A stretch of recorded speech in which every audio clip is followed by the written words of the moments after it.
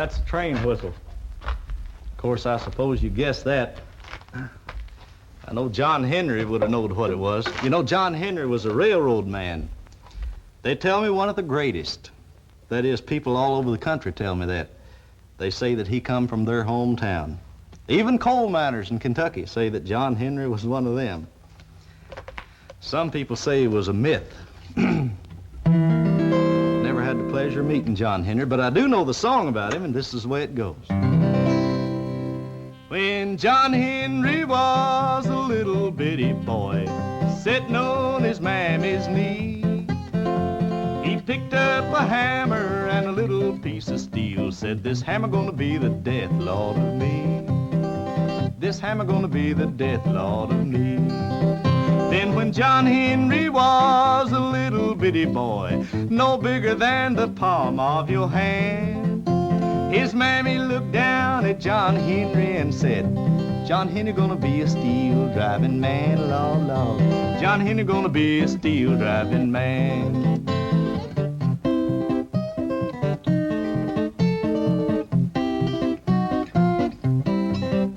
Well, John Henry was a steel-driving man, drove steel all over the land.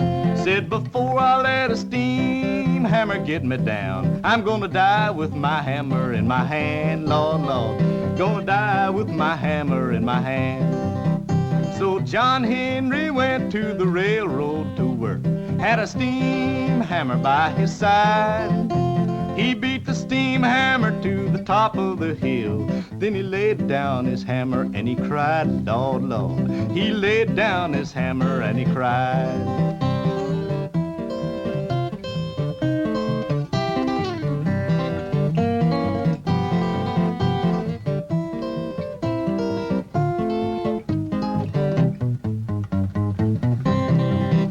Now John Henry said to his helper, said, "Helper boy, you better pray.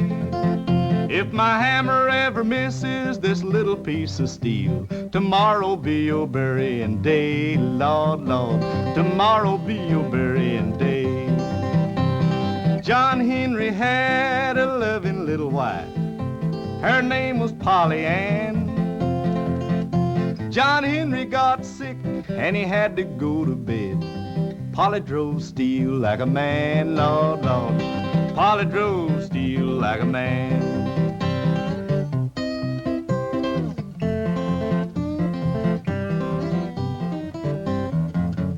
Well, they buried John Henry in the graveyard. They laid him down in the sand. And every time a freight train would whoo by, they'd say, "Yonder lays that steel-driving man, Lord, Lord. Yonder lays that steel-driving man."